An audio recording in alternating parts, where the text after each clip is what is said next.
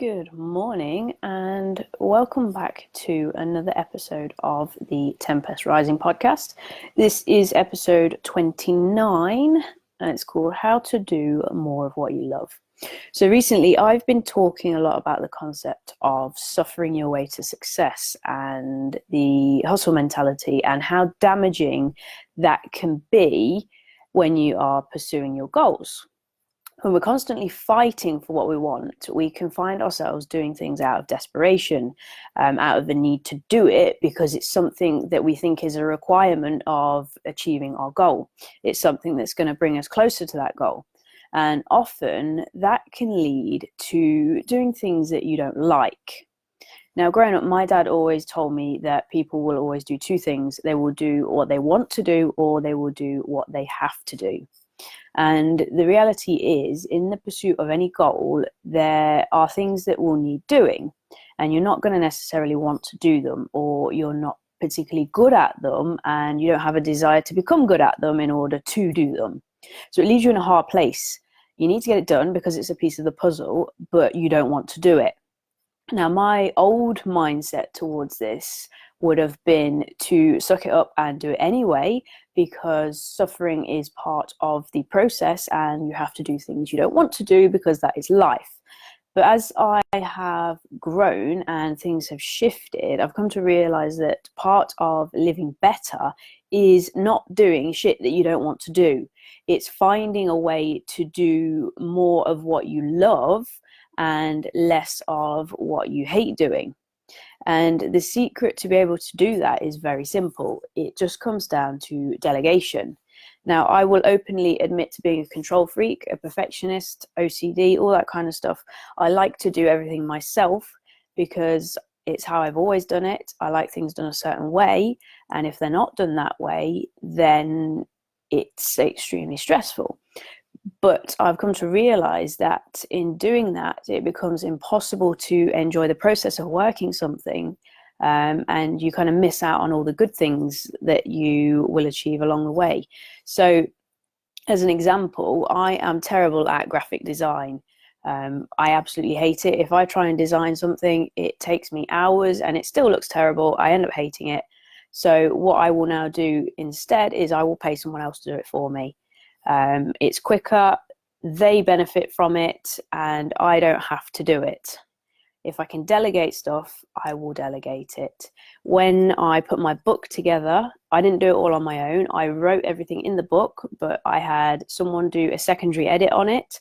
I had someone create the cover. I had someone do all the pagination, put it all together, so it all flowed. If I'd have done that on my own, I would probably still be working on it now. But the fact that I had someone there to do it for me increased the production time, and it massively increased the quality of the final product. If I'd have done it myself, it probably would have been shit. But the fact that I had a professional do it, it took the stress off of me, and it meant we had a much better outcome. Now, my mentality these days is not to waste my time doing something that I hate doing when there's someone else out there who will do it better than me and they're going to enjoy doing it. And they can benefit financially from doing it. So we're both going to benefit.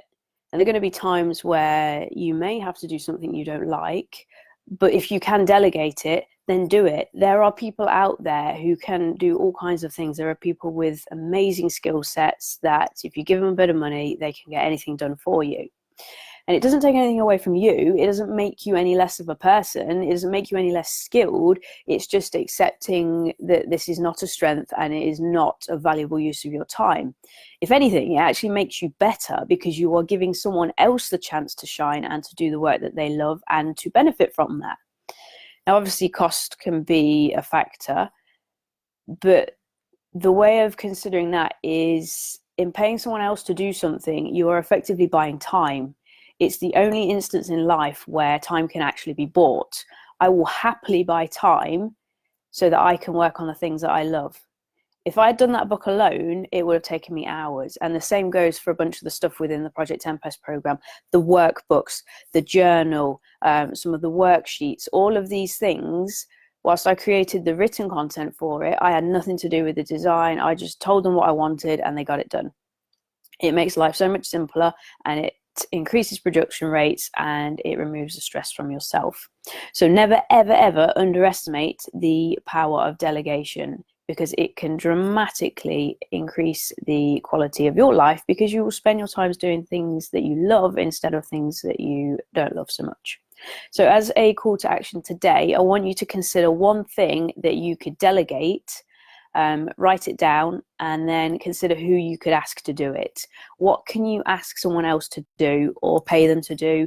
If you happen to be a business owner and you need things doing, Fiverr is a brilliant resource. Upwork, you can find loads of really skilled people to do things. Remove the emotional attachment from money and see it for what it is. It is a tool for living. It is a currency of trade. Pay someone to do something. Make your life easier so you can focus on the things you like doing. It doesn't necessarily have to be business related or work related. It could even be a chore. Give it to the kids, pitch it as something that is a valuable life skill rather than a chore that you want them to do. If you can put the value in it, then they'll do it, because nobody wants to grow up and become a useless adult. So if you pitch it the right way, you can get anyone to do anything. So consider something that you want to delegate and then pass it on to someone. It'll give you time to do something you enjoy, and the other person is going to benefit too, either financially or from improving a skill or just enjoyment. There are people that enjoy doing things that you hate doing, so let them enjoy it. Now, there's not going to be another podcast for a few weeks because I am taking some time off over Christmas. However, there is going to be an abundance of written posts coming out. There are some articles on Medium, there's some blog posts, there's going to be all kinds of stuff. And I'm going to be popping into the Limitless group with some mini challenges and trainings for the members in there. So if you do want to join us in there, I'm going to put a link in the comments right now. Just there, follow that link and join us. There's all kinds of training, all kinds of stuff coming up in there. Plus you'll be able to access the challenge that is coming up middle of January. So delegate something, join us in the group, and I will see you in a few weeks for another episode. Have a very nice Monday.